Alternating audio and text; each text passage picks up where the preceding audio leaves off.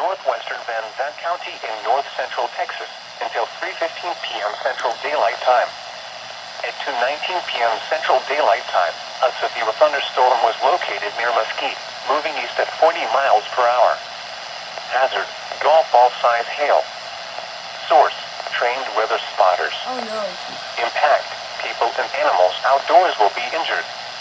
Expect damage to roofs, siding, windows, and vehicles. Locations impacted include Terrell, Sevierville, Forney, Kaufman, Kenton, Willow Point, Crandall, Combine, Talty, Edgewood, New Terrell City Lake, Lake Tawakoni, Myrtle Springs, Elmo, Oak Grove, Post Oak Bend City, Oak Ridge, Ola, Alsa, and Jackson. This includes Interstate 20 between mile markers 486 and 523.